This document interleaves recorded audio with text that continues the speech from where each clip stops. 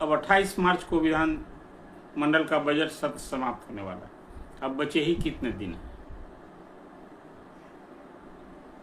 बीच में शनिवार रविवार होगा, अवकाश होगा, उसके बाद फिर जो भी कार्य दिवस बचते हैं।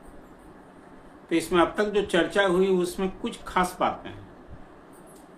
आपको याद होगा बिहार में ये शिक्षक की नियुक्ति का ये पहले नियोजन हुआ था। संविदा पर बहाली हुई थी, मानदेय पर बहाल हुआ था। 1500 रुपये से ये शुरुआत हुई थी और मानदेय पर बहाली हुई। फिर उसके बाद संविदा के बाद नियोजित शिक्षक हो गए और नियोजित शिक्षक के बाद अब सरकारी कर्मी का दर्जा इसी साल 1 जनवरी से लोगों को मिलना शुरू हुआ।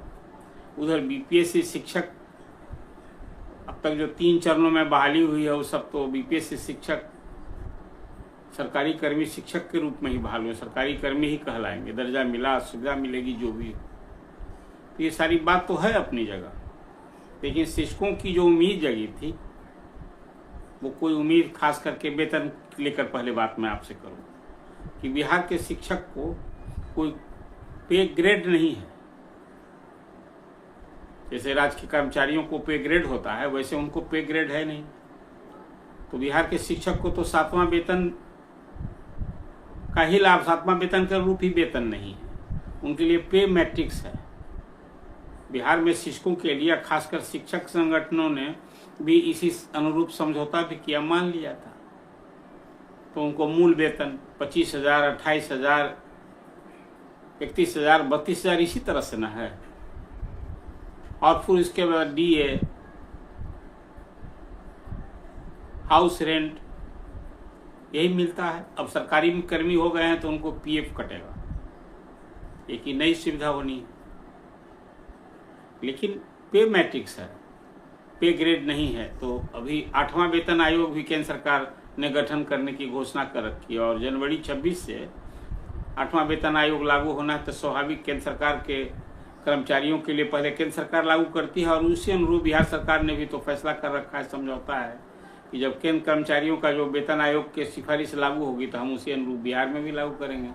तो बिहार में कर्मचारियों को, सरकारी कर्मचारियों को 7वां वेतन आयोग का तो लाभ मिल रहा है, लेकिन लाभ सरकारी कर्मी बनने के बाद ही बिहार के शिक्षकों को कहाँ मिलना है। तो इस संबंध में विधानसभा में चर्चा हुई, सवाल उठे।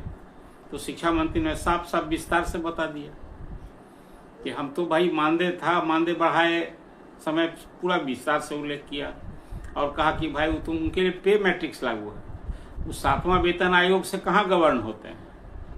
हाँ, ये है कि जब 8वां वेतन आयोग आएगा तो फिर फिटमेंट कमेटी बैठेगी, शिक्षा विभाग, वित्त विभाग को प्रस्ताव भेजेगा और फिर उसके लिए कुछ ये भरोसा दिलाया कि उनके वेतन बढ़ेंगे।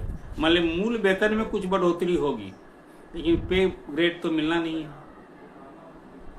तो एक जो ये उम्मीद थी वो लागू होने से रही कि शिक्षकों का वेतन मतलब वेतनमान नहीं लागू होने जा रहा है। ये साफ तौर पर शिक्षा मंत्री ने बात कह दी। जब 7वां वेतन आयोग वेतनमान नहीं है तो 8वां वेतन आयोग भी बनेगा, राज्य कर्मचारियों को मिलेगा, लेकिन शिक्षक राज्यकर्मी बनने के बाद भी वो वेतनमान नहीं मिलना है।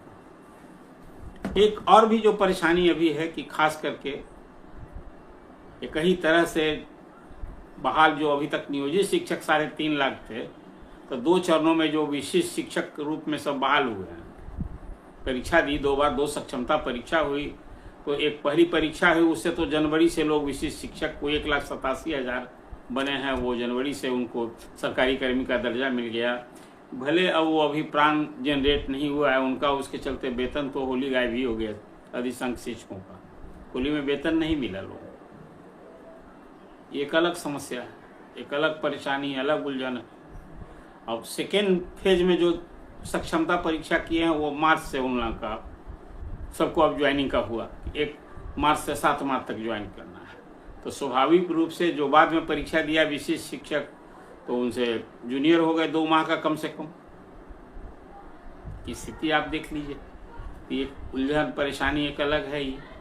और थर्ड फेज में जो परीक्षा के लिए अभी परीक्षा होनी है, सक्षमता परीक्षा, उसी तरह से अभी जो 70,000 शिक्षक बचे हैं उसमें जो उत्तीर्ण होंगे, सरकारी कर्मी बनेंगे, तो उनको फिर वही स्थिति होगी, वो और जूनियर हो जाएंगे। तो नियोजित शिक्षक जो विशिष्ट शिक्षक बने हैं उसमें अब विशिष्ट शिक्षकों भी ये जो वरीयता का मामला है उस अनुरूप हो जाएगा। नियोजित शिक्षकों को जो प्रोन्नति देने का मामला तो एक अलग मामला है। शिक्षकों के ट्रांसफर को लेकर के जो 1,90,000 शिक्षक ने जो आवेदन दे रखा है, पिछले ही साल दिसंबर में दिया था और जनवरी बीत गया, फरवरी बीत गया और मार्च भी अब बीतने ही को है। तो अभी तो कैंसर रोग से पीड़ित प्रभावित ही शिक्षकों का ना ट्रांसफर हुआ है।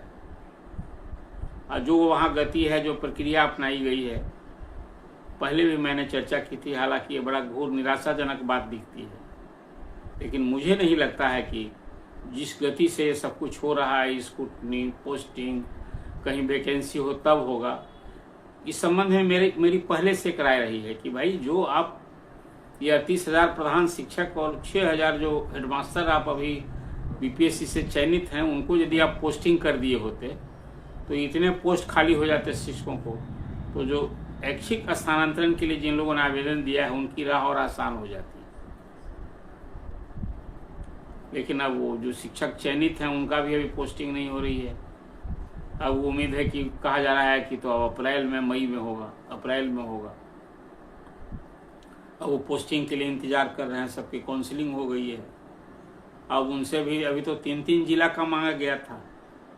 हालांकि जब सभी शिक्षकों को आप उनकी सुविधा का ध्यान रख रहे हैं, तो जो ट्रांसफ़र कर रहे हैं खासकर प्रधान शिक्षक और हेडमास्टर का, उसमें भी महिलाएं अधिक हैं, उनकी भी संख्या काफ़ी है। तो जो 3 जिला मांगा गया था, स्वाभाविक में उनसे भी 3 प्रखंड मांगा जाता है, या 10 उसी तरह से जिस ढंग से ऐच्छिक स्थानांतरण के लिए मांगा गया है शिक्षकों से, उसी ढंग से उन लोगों से भी मांगा जाना चाहिए था। वो 10 प्रखंड मांगते। खैर वो 3 जिला मांगा गया, उसकी पोस्टिंग की भी प्रक्रिया जो भी हो, वो अलग परेशान टेंशन में। बीपीएससी के शिक्षक उसी तरह से जो अभी गांव से दूर ट्रांसफ़र के लिए, उनकी अलग परेशानी है। तो शिक्षकों की एक परेशानी अलग है और कोई उम्मीद पूरी होने से रही।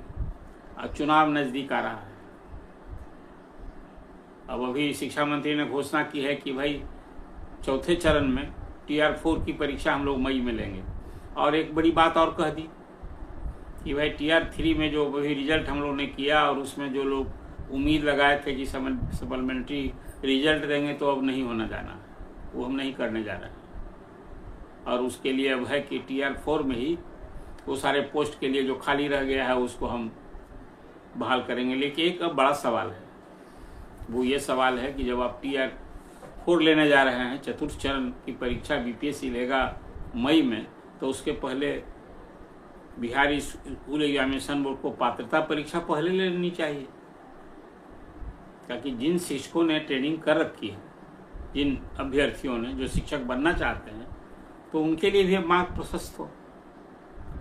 बिहार स्कूल एग्जामिनेशन बोर्ड ने तो कहा था कि हर साल 2 बार हम परीक्षा लिया करेंगे।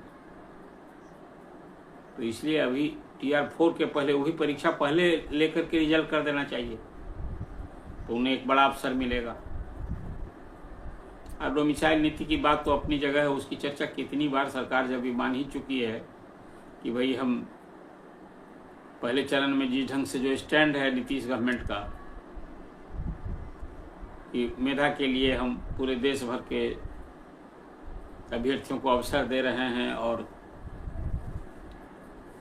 गैर संवैधानिक होगा, उसको लागू करना ठीक नहीं होगा, तो डोमिसाइल नीति तो लागू होगी नहीं। तो कुल मिला जुला कर अभी शिक्षक अलग परेशान, अभ्यर्थी अलग परेशान, अलग उलझन, ये सारी स्थिति है आपके सामने। लेकिन शिक्षक जो कार्यरत हैं, जो सरकारी कर्मी हो गए हैं, उनको कोई 7वां वेतन आयोग का जब कवर नहीं है, तो 8वां वेतन आयोग भी उनके लिए तो फिर होगा। ये मुझे लगता है कि चुनाव बाद जो नई सरकार होगी, नया वेतन आयोग होगा, तो इस 5.5 लाख शिक्षकों की मांग की अनदेखी करना, हालांकि तो अब शिक्षक संगठनों में वो ताकत नहीं रह गई। 4 कैटेगरी के बिहार में जब शिक्षक हो गए हैं, तो अलग अलग वो एकजुट सभी हैं नहीं।